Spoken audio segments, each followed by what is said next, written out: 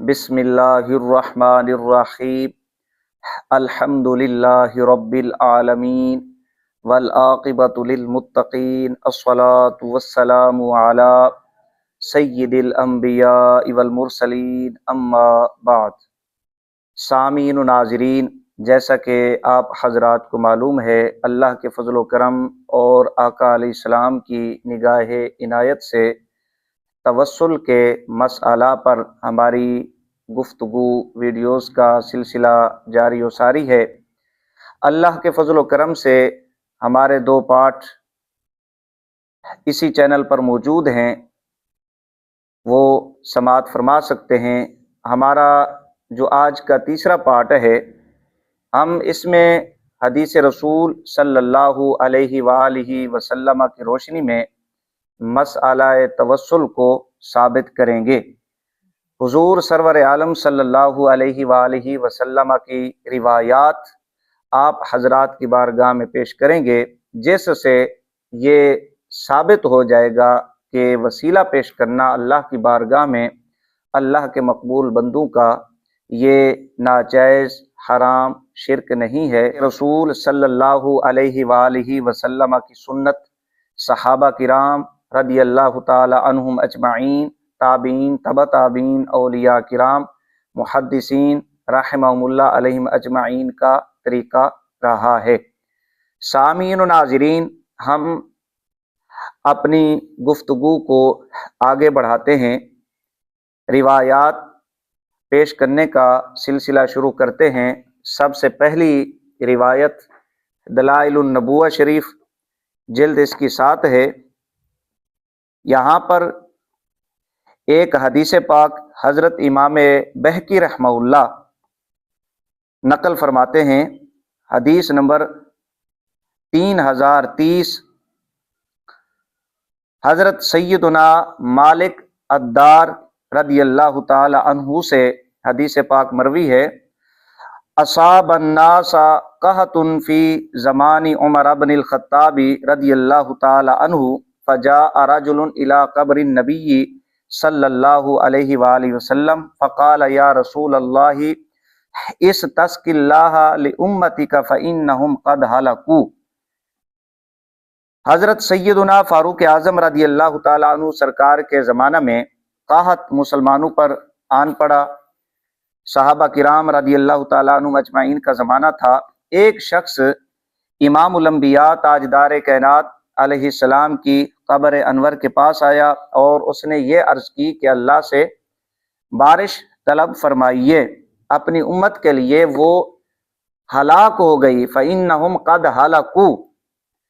فاتاہ رسول اللہ صلی اللہ علیہ وآلہ وسلم فی المنام، امام الانبیاء تاجدار کائنات علیہ السلام نے اپنے اس غلام کی فریاد کو سنا اور اس کے خواب میں تشریف لائے اور فرمایا ائتی عمر فقرئہ السلام، کہ حضرت عمر رضی اللہ تعالیٰ عنہ کے پاس جاؤ اور ان کو سلام کہو، وَأَخْبِرْهُ أَنَّكُمْ مُسْقَوْنَ۔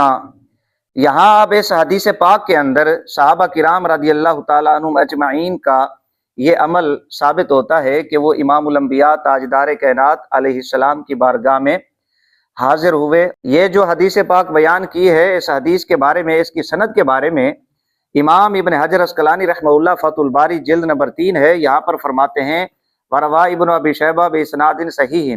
اس حدیث کو امام ابن ابی شیبہ رحمہ اللہ نے اسناد صحیح کے ساتھ نقل فرمایا، جلد نمبر 3 فتح الباری۔ اب یہ فتح الباری والے امام ابن حجر عسقلانی رحمہ اللہ ہیں کون؟ یہ میرے پاس غیر مقلدین وہابیوں کے بہت بڑے مولوی ارشاد الحق عصری صاحب، رسالے کا نام ہے احادیث ہدایہ فنی و تحقیقی حیثیت، یہاں صفحہ نمبر 15 ہے۔ لکھتے ہیں امام ابن حجر عسقلانی رحمہ اللہ کے حوالہ سے، ان کا اعتماد کسی گاؤں یا محلے کے حافظ صاحب پر نہیں بلکہ حافظ الدنیا ابن حجر رحمہ اللہ پر ہے۔ حافظ الدنیا امام ابن حجر عسقلانی رحمہ اللہ کے حوالہ سے۔ دوسرا حوالہ سنیں، جز رفع یدین، حافظ زبیر علی صحیح صاحب، ترجمہ تخریج، صفحہ نمبر 10 پر امام ابن حجر عسقلانی رحمہ اللہ کے حوالہ سے جو القابات لکھے، حافظ ابن حجر عسقلانی شافی، امام علامہ حافظ فرید الوقت، بقیت الحفاظ، عمدۃ المحققین، خاتمۃ الحفاظ، یہ سارے القابات زبیر علی زئی صاحب نے حافظ ابن حجر اسقلانی رحمہ اللہ کے حوالہ سے بیان فرمائے۔ اور آگے لکھا تہذیب التہذیب، تقریب التہذیب، لسان المیزان، فتح الباری، طبقات المدلسین، یہ ساری کتابیں حافظ ابن حجر اسقلانی رحمہ اللہ نے لکھی ہیں، یہ مصنف ہیں۔ جوز رفع یدین زبیر علی زئی صاحب نے حافظ ابن حجر اسقلانی رحمہ اللہ کے حوالہ سے یہاں لکھا۔ اور آخر میں لکھتے ہیں روایت حدیث میں ثقہ و متقن علماء میں سرفہرست ہیں، صفحہ نمبر 10۔ اسی طرح یہ شرح زرقانی صفحہ نمبر 150 ہے اور جلد اس کی 11، لکھتے ہیں وروا ابن ابی شیبہ باسناد صحیح، وہی بات جو حافظ ابن حجر اسقلانی رحمہ اللہ نے فرمائی ہے کہ امام ابن ابی شیبہ رحمہ اللہ نے اس روایت کو جو ابھی میں نے پڑھ کے سنائی ہے آپ کو دلائل النبوہ سے، اس کو اسناد صحیح کے ساتھ روایت فرمایا۔ یہاں پر ایک اور اعتراض غیر مقلدین کی جانب سے کیا جاتا ہے، اس کا بھی جواب دے دوں کہ یہ جو روایت میں نے پیش کی ہے اس کے ایک راوی ہیں حضرت مالک الدار رضی اللہ تعالی عنہ۔ غیر مقلدین جو وسیلہ کے منکر ہیں وہ کہتے ہیں کہ جی یہ مجہول راوی ہیں۔ میں اس کا جواب اختصار کے ساتھ دے دیتا ہوں، یہ میرے پاس فتح الباری شرح سے بخاری ابھی جس کا میں نے حوالہ پیش کیا، جس کو زبیر علی زئی صاحب حافظ، علامہ، فہامہ، عمدۃ المحققین، جناب والا خاتمۃ الحفاظ، یہ القاب دیتے ہیں حافظ زبیر علی زئی صاحب، وہ امام ابن حجر اسقلانی رحمہ اللہ فرماتے ہیں حضرت مالک رضی اللہ تعالیٰ عنہ کے حوالہ سے وکانہ خازن عمرہ، یہ مجہول نہیں ہے بلکہ حضرت سیدنا فاروق اعظم رضی اللہ تعالیٰ عنہ کے خازن تھے۔ یہ جلد نمبر 3 فتح الباری۔ اسی طرح یہ شرح زرقانی جلد 11، یہاں پر حضرت مالک الدار رضی اللہ تعالیٰ عنہ کے حوالہ سے لکھا ہے وکانہ خازن عمرہ، وہی بات جو امام ابن حجر اسقلانی رحمہ اللہ نے کی ہے یہاں پر اس امام نے بھی فرمائی ہے۔ لہٰذا یہ کہنا کہ یہ مجہول ہیں یہ ان کا دھوکہ ہے، یہ بات درست نہیں ہے، بلکہ یہ حضرت سیدنا فاروق اعظم رضی اللہ تعالیٰ عنہ سرکار کے خازن تھے۔ اور باقی کتب کے اندر بھی حضرت مالک الدار رضی اللہ تعالیٰ عنہ کے حوالہ سے موجود ہے، اصابہ کے اندر اور امام ذہبی رحمہ اللہ اور دیگر کتب کے اندر بھی ان کا ذکر کیا گیا ہے، لہٰذا اس کو مجہول کہنا یہ درست نہیں ہے۔ اسی طرح ایک اور راوی ہیں حضرت امام اعمش رحمہ اللہ، ان کے حوالہ سے ایک اعتراض کیا جاتا ہے کہ جی یہ مدلس ہیں۔ میں امام اعمش رحمہ اللہ کے حوالہ سے آپ کو جواب دے دیتا ہوں، یہ میرے پاس کتاب ہے العواصم من القواسم، اور جو اس کا ترجمہ حاشیہ یہ غیر مقلد مولوی حضرات ہیں انہوں نے کیا ہے، صفحہ نمبر 220، یہاں پر لکھتے ہیں سلیمان بن مہران اعمش کہتے ہیں یہ بہت بڑے حافظ اور امام تھے۔ اسی طرح یہ کتاب ہے تحدیث فی علوم الحدیث ڈاکٹر عبد الرؤف ظفر، مگر اکثر علماء کا زاویہ نگاہ یہ ہے کہ جو راوی تدلیس کی جانب منسوب ہو وہ جس روایت میں سماع کی تصریح کرے وہ روایت قبول کی جائے گی۔ اب یہاں پر یہ مولوی صاحب کہتے ہیں ڈاکٹر صاحب کہ جو راوی سماع کی تصریح کر دے اس کی روایت وہ مقبول ہوگی۔ یہ میرے پاس میزان الاعتدال امام ذہبی رحمہ اللہ جلد 2 ہے اس کی، یہاں پر سلیمان بن مہران کوفی جو امام اعمش رحمہ اللہ ہیں ان کے حوالہ سے لکھتے ہیں کہ جو اعتراض غیر مقلدین کی جانب سے کیا جاتا ہے کہ جی یہ مدلس ہیں، اس کا جواب دیتے ہوئے فرمایا کہ ان کی جو تدلیس ہے اگر یہ اپنے شیوخ سے روایت کریں، وہ کون سے شیوخ ہیں؟ ابراہیمہ و ابی وائل و ابی صالح السمان، یہاں پر لکھتے ہیں کہ ان 3 بزرگوں سے اگر امام اعمش رحمہ اللہ تدلیس کریں، روایت کریں، فرمایا ان کی تدلیس کو اتصال پر محمول کیا جائے گا۔ فإن روایتہ عن ھذا الصنف محمولۃ علی الاتصال، کہ یہ اتصال پر تدلیس محمول ہوگی۔ یہاں جو اس روایت کے اندر انہوں نے نقل کیا ہے وہ امام سمان سے کیا ہے۔ اور اس کے بعد مولوی ارشاد الحق عصری صاحب کی کتاب ہے توضیح الکلام فی وجوب القراءۃ خلف الامام، مولوی ارشاد الحق عصری، یہاں پر اس بزرگ کے حوالہ سے کہتے ہیں جب وہ ان کہے تو ان میں تدلیس کا احتمال ہے، مگر ان شیوخ میں جن سے وہ بکثرت روایت کرتے ہیں، مثلا ابراہیم، ابی وائل، ابو صالح سمان، تو ان سے اس کی روایت اتصال پر محمول ہوگی، جو ابھی میں نے امام ذہبی رحمہ اللہ کا حوالہ پیش کیا۔ اور چونکہ یہ روایت بھی ابراہیم سے ہے اس لیے اس میں تدلیس کا احتمال نہیں ہے، اس لیے امش کی تدلیس پر اعتراض فضول ہے۔ لہٰذا اب اگر کوئی یہ اعتراض کرتا ہے کہ یہ مدلس ہیں، تدلیس کرتے ہیں، میں نے امام ذہبی رحمہ اللہ کا حوالہ پیش کر دیا اور اسی طرح ارشاد الحق عصری کا حوالہ پیش کر دیا اور ڈاکٹر عبدالرؤف ظفر کا حوالہ پیش کر دیا، لہٰذا اب امام اعمش رحمہ اللہ پر یہ اعتراض کرنا کہ یہ مدلس ہیں، تدلیس سے کام لیتے ہیں، یہ اعتراض کرنا خود غیر مقلدین اور محدثین کے مطابق فضول ہے۔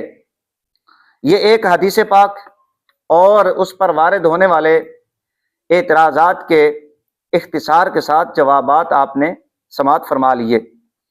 دوسری حدیث توسل کے اوپر، یہ مختصر صحیح بخاری جلد اس کی 2 ہے اور اس کا ترجمہ اور فوائد لکھنے والے غیر مقلد شیخ الحدیث ابو محمد حافظ عبد الستار حماد، یہ فاضل مدینہ یونیورسٹی، اور نظر ثانی شیخ الحدیث حافظ عبد العزیز الوی دارالسلام سے یہ چھپی ہے۔ یہاں پر جو امام بخاری رحمہ اللہ نے عنوان قائم کیا، عنوان کیا ہے؟ من استعان بالضعفاء والصالحین فی الحرب، لڑائی میں کمزور اور نیک لوگوں کے ذریعے سے مدد چاہنا، یہ اب عنوان امام بخاری رحمہ اللہ نے قائم کیا۔ اور آگے حدیث پاک نقل کرتے ہیں عن سعد بن ابی وقاص رضی اللہ تعالیٰ عنہ قال قال رسول اللہ صلی اللہ علیہ وآلہ وسلم هل تنصرون وترزقون الا بضعفائکم، یہ اب صفحہ نمبر 841۔ یہاں پر ایک تو امام بخاری رحمہ اللہ نے عنوان باندھا من استعان بالضعفاء والصالحین فی الحرب، اور آگے حدیث پاک بھی نقل فرمائی، اس کا ترجمہ غیر مقلد مولوی نے کیا ہے، حضرت ابو سعد بن ابی وقاص رضی اللہ تعالیٰ عنہ سے روایت ہے، انہوں نے کہا رسول اللہ صلی اللہ علیہ وآلہ وسلم نے فرمایا کہ تمہاری جو کچھ مدد کی جاتی ہے اور تمہیں جو رزق دیا جاتا ہے وہ تمہارے کمزور لوگوں کی وجہ سے ہے۔ اب کمزور لوگوں کی وجہ سے مدد بھی کی جاتی ہے، اللہ رب العزت کی جانب سے رزق بھی دیا جاتا ہے، یہ وسیلہ نہیں تو اور کیا ہے۔ یہ دوسری حدیث آپ نے سماعت فرمائی، مختصر صحیح بخاری، اور اس کا ترجمہ حاشیہ فوائد لکھنے والے غیر مقلد مولوی حضرات ہیں۔ اسی طرح تیسری حدیث وسیلہ کے عنوان پر، موضوع پر، اس بات پر، یہ حدیث پاک امام ترمذی رحمہ اللہ نے سنن ترمذی کے اندر نقل فرمائی، لیکن میں یہ حدیث پاک ایک غیر مقلد جو وسیلے کا منکر ہے اس کی کتاب سے آپ کو پڑھ کے سنا رہا ہوں۔ مشروع اور ممنوع وسیلہ کی حقیقت، نصیب رفاعی، مقدمہ لکھا ناصر الدین البانی اور اس کا ترجمہ تلخیص مختار ندوی نے کی۔ عنوان یوں ہے، اندھے کا قصہ۔ حضرت سیدنا عثمان بن حنیف رضی اللہ تعالیٰ عنہ کا بیان ہے کہ ایک نابینا شخص حضرت صلی اللہ علیہ وآلہ وسلم کے پاس آیا اور کہا اللہ سے میری عافیت کی دعا فرمائیے۔ آپ نے فرمایا تم چاہو تو دعا کر دوں لیکن صبر کرو تو بہتر ہے۔ اندھے نے کہا دعا ہی فرمائیے۔ تو آپ نے اس کو حکم دیا کہ اچھی طرح وضو کر کے یہ دعا پڑھو۔ وہ دعا کون سی ہے؟ اللہم انی اسألک واتوجہ الیک بنبیک محمد نبی رحمتی یا محمد انی اتوجہ بک الی ربی فی حاجتی لتقضی اللہم شفعہ۔ نبی رحمت حضرت محمد صلی اللہ علیہ وآلہ وسلم کے ذریعہ، اے محمد صلی اللہ علیہ وآلہ وسلم متوجہ کرتا ہوں آپ کو اپنے رب کی طرف، اپنی حاجت کے لیے آپ پوری کرائیں۔ اے اللہ میرے بارے میں ان کی شفاعت قبول فرما۔ ابن حنیف کا بیان ہے کہ ابھی ہم وہیں بیٹھے بات ہی کر رہے تھے کہ اندھا ہمارے پاس اس حالت میں آیا کہ گویا کبھی وہ اندھا تھا ہی نہیں۔ یہاں پر اب یہ غیر مقلد مولوی حدیث نقل کرتا ہے کہ امام الانبیاء تاجدار کائنات علیہ السلام نے اس کو یہ دعا سکھلائی، وسیلہ کا طریقہ بتلایا۔ اس حدیث کے بارے میں جو وہابیہ کے غیر مقلدین کے امام مانے جاتے ہیں، ابن تیمیہ جس کو یہ شیخ الاسلام کہتے ہیں، اس طرح یہ حدیث بلا شبہ صحیح ہے۔ یہ اب صفحہ نمبر 199 اور 200 پورا، یہاں پر یہ حدیث خود نقل کی اور وسیلہ کا طریقہ امام الانبیاء تاجدار کائنات علیہ السلام نے اپنے غلام کو بتلایا، سکھایا۔ یہ 3 روایات ہو گئیں۔ چوتھی حدیث اب امام الانبیاء تاجدار کائنات علیہ السلام کے صحابہ، ان کا کیا عمل ہے؟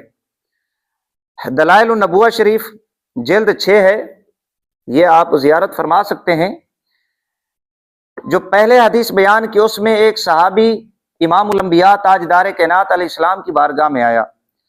اب اس حدیث پاک کے اندر حضرت عثمان بن حنیف رضی اللہ تعالی عنہ کی بارگاہ میں ایک شخص آتا ہے، اور وہ حضرت عثمان بن حنیف رضی اللہ تعالی عنہ سرکار کی بارگاہ میں شکایت کرتا ہے، اپنی حاجت پیش کرتا ہے۔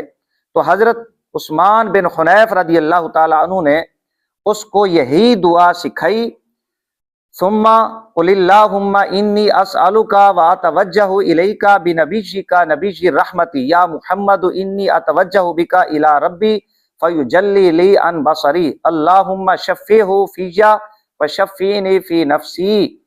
یہ دلائل النبوہ صفحہ نمبر 145 جلد نمبر 6۔ یہاں پر حضرت سیدنا عثمان بن حنیف رضی اللہ تعالی عنہ سرکار صحابی رسول نے اس شخص کو وسیلے کا طریقہ، دعا مانگنے کا طریقہ بتلایا، جس میں امام الانبیاء تاجدار کائنات علیہ السلام کا وسیلہ پیش کیا گیا۔ یہ 4 روایات ہو گئیں جو میں نے آپ حضرات کی بارگاہ میں پیش کی۔ یہ اب جو روایت یہاں پر ہے، اس روایت کے بارے میں امام منذری رحمہ اللہ فرماتے ہیں کہ امام طبرانی رحمہ اللہ اس کو ذکر کرنے کے بعد فرماتے ہیں والحدیث صحیح۔ امام طبرانی رحمہ اللہ یہ حدیث نقل کرنے کے بعد فرماتے ہیں کہ یہ حدیث صحیح ہے۔ یہ ترغیب جلد نمبر 1 امام منذری رحمہ اللہ۔ لہٰذا یہ حدیث امام طبرانی اور امام منذری اور دیگر محدثین رحمہ اللہ علیہم اجمعین کے نزدیک صحیح ہے۔ 5ویں حدیث آپ سماعت فرمائیں۔ یہ المعجم الکبیر جلد نمبر 11 ہے میرے پاس، امام طبرانی رحمہ اللہ صفحہ نمبر 250 اور 251۔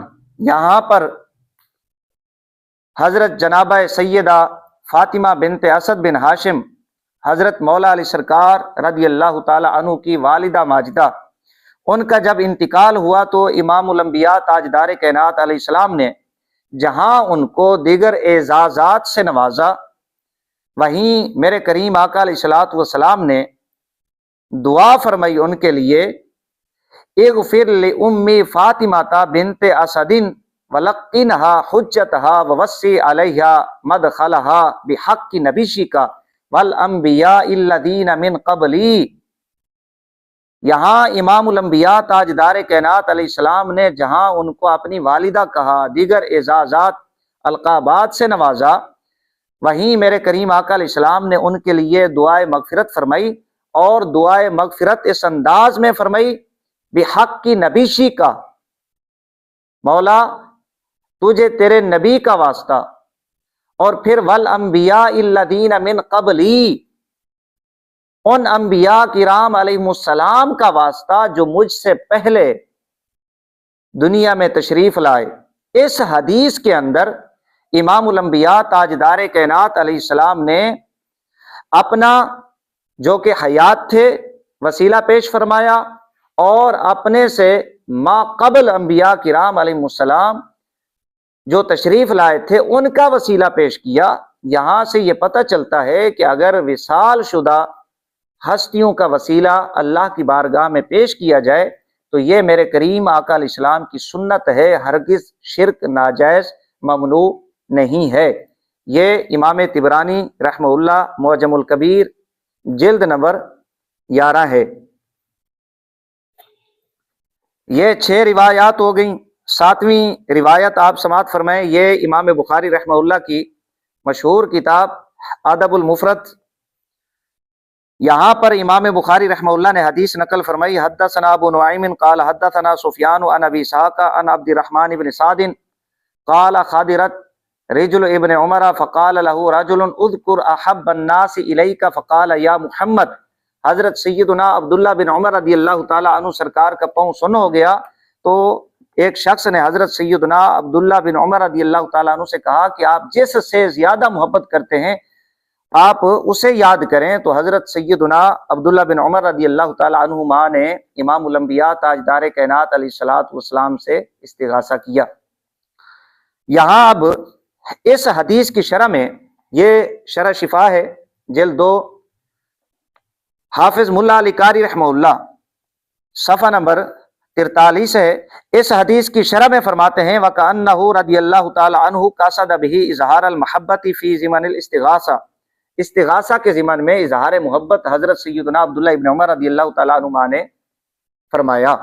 اس حدیث کی شرح میں جو امام بخاری رحمہ اللہ نے الادب المفرد کے اندر نقل فرمائی ہے، یہاں سے بھی پتہ چلتا ہے کہ استغاثہ ناجائز حرام ممنوع نہیں ہے، بلکہ حضرت سیدنا عبداللہ ابن عمر رضی اللہ تعالی عنہما سرکار کی یہ سنت ہے، آپ نے یہ طریقہ امت کو دیا ہے۔ یہ 7 روایات ہو گئیں۔ اب 8ویں حدیث سماعت فرمائیں، یہ مشکات شریف ہے اور جلد نمبر 3 ہے۔ یہاں پر ایک روایت صاحب مشکات امام دارمی رحمہ اللہ سے نقل فرماتے ہیں، وعن ابی الجوزاء، حضرت ابو جوزاء رضی اللہ تعالیٰ عنہ یہ روایت کرتے ہیں کہ مدینہ میں سخت قحط پڑ گیا، فشکوا الی عائشہ رضی اللہ تعالی عنہا فقالت انظروا قبر النبی صلی اللہ علیہ وآلہ وسلم، جناب عائشہ صدیقہ رضی اللہ تعالی عنہا کے پاس شکایت کی گئی، اظہار کیا گیا۔ جناب عائشہ رضی اللہ تعالی عنہا نے فرمایا کہ تم امام الانبیاء تاجدار کائنات صلی اللہ علیہ وآلہ وسلم کی قبر کی طرف دیکھو۔ تو یہ اب وسیلہ جناب عائشہ رضی اللہ تعالی عنہ نے طریقہ بتلایا صحابہ کرام رضی اللہ تعالی عنہم اجمعین اور تابعین کو کہ کس طرح آپ نے اپنی مشکل حل کروانی ہے۔ یہ 8 روایات ہو گئیں۔ 9ویں حدیث آپ سنیں، مختصر صحیح بخاری جلد 1، حافظ عبد الستار حماد یہ ترجمہ اور فوائد لکھنے والے ہیں، غیر مقلد شیخ الحدیث اور نظر ثانی شیخ الحدیث حافظ عبد العزیز الوی۔ یہاں پر امام بخاری رحمہ اللہ ایک حدیث نقل کرتے ہیں حضرت سیدنا عمر بن خطاب رضی اللہ تعالی عنہ سے۔ ان کی یہ عادت تھی کہ جب لوگ قحط سالی میں مبتلا ہوتے تو عباس بن عبد المطلب رضی اللہ تعالی عنہ سے دعائے استسقاء کی اپیل کرتے اور کہتے اللہم انا کننا نتوسل الیک بنبینا فتسقینا وانا نتوسل الیک بعم نبینا فسقنا قال فیسقونا۔ امام بخاری رحمہ اللہ یہ حدیث نقل فرماتے ہیں، بخاری کے اندر، بخاری شریف بھی ہے۔ یہاں جو ترجمہ ہے وہ غیر مقلد مولوی کا ہے۔ حضرت عمر پاک رضی اللہ تعالی عنہ کہتے اے اللہ، پہلے ہم رسول اللہ صلی اللہ علیہ وآلہ وسلم سے دعائے استسقاء کی اپیل کیا کرتے تھے تو بارش برساتا تھا، اب ہم تیرے نبی صلی اللہ علیہ وآلہ وسلم کے چچا جان کے ذریعے بارش کی دعا کرتے ہیں تو اب بھی رحم فرما کر بارش برسا دے۔ راوی کہتا ہے کہ پھر بارش برسنے لگتی۔ یہ اب حضرت سیدنا فاروق اعظم رضی اللہ تعالی عنہ سرکار کا عمل ہے کہ آپ امام الانبیاء تاجدار کائنات علیہ السلام کے چچا حضرت سیدنا عباس بن عبد المطلب رضی اللہ تعالی عنہ سرکار کا وسیلہ بارش حاصل کرنے کے لیے اللہ کی بارگاہ میں پیش فرمایا کرتے تھے۔ امام بخاری رحمہ اللہ اس حدیث کو نقل کرتے ہیں۔ یہ غیر مقلد مولوی کا ترجمہ آپ نے سماعت فرما لیا۔ یہاں پر اب میں یہ بھی بتا دوں کہ غیر مقلد مولوی حضرات اس روایت کے بارے میں کہتے ہیں، بلکہ یہ روایت وہ اپنی دلیل بنا کر پیش کرتے ہیں کہ حضرت فاروق اعظم رضی اللہ تعالی عنہ سرکار نبی علیہ السلام کو انہوں نے وسیلہ پیش نہیں کیا، بلکہ حضرت عباس رضی اللہ تعالیٰ عنہ کا وسیلہ پیش کیا۔ یہاں سے پتہ چلتا ہے کہ وصال شدہ ہستی کا وسیلہ پیش نہیں کیا جا سکتا۔ میں اس کا جواب آپ کو دیتا چلوں کہ حضرت فاروق اعظم رضی اللہ تعالی عنہ سرکار کی جو یہ حدیث ہے، اس کا یہ مطلب مفہوم کسی محدث نے بیان نہیں کیا جو یہ کرتے ہیں۔ دوسرے نمبر پر یہ شمع محمدی مولوی محمد صاحب جناگڑھی یہاں پر کہتے ہیں، صفحہ نمبر 11 ہے، یہ بھی حقیقت ہے کہ روایت کی طرح ان کی درایت ہم پر واجب التعمیل نہیں، بہت ممکن ہے کہ وہ درست نہ ہو۔ اسی طرح آگے کہتے ہیں لیکن درایت عمر صحیح نہ تھی۔ اب جو اپنی تائید میں دلیل کے طور پر اس روایت کو پیش کرتے ہیں کہ آقا علیہ الصلوۃ والسلام کا وسیلہ پیش نہیں کیا، حضرت عباس کا وسیلہ پیش کیا، وہ کس منہ سے اپنی تائید میں دلیل بنا کر اس روایت کو پیش کرتے ہیں؟ ان کے نزدیک تو حضرت فاروق اعظم رضی اللہ تعالی عنہ سرکار کا یہ فہم، یہ درایت درستی نہیں ہے، واجب التعمیل نہیں ہے۔ جب واجب التعمیل نہیں ہے تو وہ کس منہ سے اپنے کھاتے میں ڈال کر اس کو دلیل بنا کر ہمارے خلاف پیش کرتے ہیں؟ یہ غیر مقلدین وہابیوں کا ایک رسالہ ہے ترجمان الحدیث، اس کے مدیر اعلیٰ احسان الیہ ظہیر ہیں، 1984 کا، مارچ 1984، صفحہ نمبر 24 ہے۔ یہاں پر لکھتے ہیں اسی نوعیت کے 20 مسائل ہیں جن میں صحابہ کرام رضی اللہ تعالی عنہم کے قول و عمل پر امت نے صاد نہیں فرمایا۔ حضرات صحابہ کرام رضی اللہ تعالی عنہم حضرت صلی اللہ علیہ وآلہ وسلم کے دور میں بھی اپنے فتوے کا اظہار کرتے، جن میں سے بعض ایسے بھی ہیں جن کی تردید خود حضرت صلی اللہ علیہ وآلہ وسلم نے بھی فرمائی ہے۔ بھئی جن کے نزدیک جن کے قول و فعل، جن کے فتووں کی تردید آقا علیہ الصلوۃ والسلام نے فرمائی ہے، وہ اس روایت کو اپنی تائید میں کیسے پیش کر سکتے ہیں؟ یاد رکھیں یہ حوالہ جات غیر مقلدین حضرات جو دلیل بناتے ہیں اس حضرت فاروق اعظم کے عمل کو کہ حضور کا وسیلہ یہاں پیش نہیں کیا، حضرت عباس کا وسیلہ پیش کیا، پتہ چلتا ہے کہ حضور کا وسیلہ درست نہیں ہے۔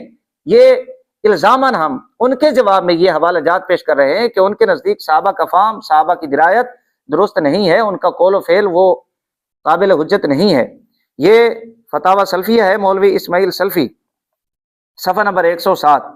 یہاں پر لکھتے ہیں صحابہ عموماً اور عبداللہ بن عمر رضی اللہ تعالیٰ عنہما خصوصاً اتباع سنت میں مشہور ہیں، لیکن ان کا یہ فعل سنت صحیحہ کے خلاف ہے۔ نعوذ باللہ، جب صحابہ کرام رضی اللہ تعالیٰ عنہم اجمعین ان کے نزدیک ان کے افعال سنت صحیحہ کے خلاف ہے، تو حضرت فاروق اعظم رضی اللہ تعالیٰ عنہ سرکار کا یہ عمل اپنی تائید میں ہمارے خلاف وسیلہ کو ناجائز قرار دینے کے لیے کیسے پیش کر سکتے ہیں؟ یہ چند حوالہ جات آپ حضرات نے سماعت فرمائے۔ یہ کتاب ہے مسئلہ ختم نبوت قرآن و حدیث کی روشنی میں، وہابی غیر مقلد حافظ زبیر علی زئی صاحب ایک اصول لکھتے ہیں حدیث اپنے ظاہر پر رہتی ہے، صفحہ نمبر 59۔ یہ جو اب حدیث پاک پیش کی ہے حضرت سیدنا فاروق اعظم رضی اللہ تعالیٰ عنہ سرکار والی مختصر صحیح بخاری سے کہ حضرت سیدنا عباس بن عبد المطلب رضی اللہ تعالیٰ عنہ سرکار کا وسیلہ پیش کرتے، تو یہ معلوم ہوا کہ دعا کے اندر زندہ بندے کا وسیلہ حضرت فاروق اعظم رضی اللہ تعالیٰ عنہ سرکار سے ثابت ہے، اس حدیث سے ثابت ہے، زندہ بندے کا وسیلہ دعا میں پیش کیا جا سکتا ہے۔ اسی طرح لغات الحدیث مولوی وحید الزماں حیدرآبادی صاحب یہ جو کہتے ہیں نا کہ جی حضرت فاروق اعظم رضی اللہ تعالیٰ عنہ سرکار نے امام الانبیاء تاجدار کائنات علیہ السلام کا وسیلہ یہاں پر پیش نہیں کیا، بلکہ حضرت عباس رضی اللہ تعالیٰ عنہ کا وسیلہ پیش کیا، یہ نعوذ باللہ آقا علیہ الصلوۃ والسلام کے وسیلہ کی نفی ہے، یا وصال شدہ ہستیوں کا وسیلہ پیش نہیں کیا جا سکتا۔ وحید الزماں حیدرآبادی جو غیر مقلد عالم ہیں وہ یہ کہتے ہیں کہ حضرت عباس رضی اللہ تعالی عنہ کو جب حضرت عمر رضی اللہ تعالی عنہ استسقاء کے لیے نکلے اور حضرت عباس رضی اللہ تعالیٰ عنہ کو اپنے برابر کھڑا کر کے یہ دعا کی، اے اللہ ہم تیرے پاس تیرے پیغمبر کے چچا کا وسیلہ لاتے ہیں، یعنی ان کے وسیلہ سے برسا۔ حضرت عمر رضی اللہ تعالیٰ عنہ کا یہ مطلب نہیں تھا کہ پیغمبر صاحب کا اب وسیلہ نہیں ہو سکتا۔ ایک بار پھر سن لیں یہ عبارت، حضرت عمر رضی اللہ تعالیٰ عنہ سرکار کا یہ مطلب نہیں تھا کہ پیغمبر صاحب کا اب وسیلہ نہیں ہو سکتا، بلکہ حضرت عباس زندہ تھے اور دعا میں شریک کرانا مقصود تھا، اس لیے ان کا توسل کیا۔ یعنی اب یہ کہنا کہ آقا علیہ الصلوۃ والسلام کے وسیلہ کی نفی ہے، وحید الزماں حیدرآبادی صاحب کہتے ہیں کہ یہ درست نہیں ہے، یہ مقصد نہیں تھا۔ اب یہ وحید الزماں حیدرآبادی صاحب کون ہے؟ ممکن ہے کوئی وہابی غیر مقلد کہہ دے کہ ہم ان کو نہیں مانتے، پتہ نہیں کیا نہیں مانتے، مسلمان نہیں مانتے، وہابی نہیں مانتے، غیر مقلد نہیں مانتے، یا انسان نہیں مانتے۔ یہ کتاب ہے 40 علماء اہل حدیث، مولوی عبدالرشید عراقی، نعمانی کتب خانہ، یہاں پر صفحہ نمبر 103 102 103 وحید الزماں حیدرآبادی۔ بر صغیر پاک و ہند میں مولانا وحید الزماں حیدرآبادی کا شمار ان علماء کرام میں ہوتا ہے جنہوں نے ایک نئے رنگ میں حدیث کی خدمت کی۔ آپ نے صحاح ستہ بشمول موطا امام مالک کے اردو زبان میں ترجمے کیے۔ یہ مولوی وحید الزماں حیدرآبادی صاحب کون ہے؟ اسی طرح یہ حیات نذیر، مولوی نذیر حسین دہلوی صاحب کی حیات پر ہے۔ یہاں لکھتے ہیں، دوسری طرف مولانا وحید الزماں حیدرآبادی سے صحاح ستہ بشمول موطا امام مالک کے اردو تراجم و شروح لکھوا کر شائع کرانے کا بھی اہتمام کیا تاکہ عوام براہ راست علوم سنت کے انوار سے۔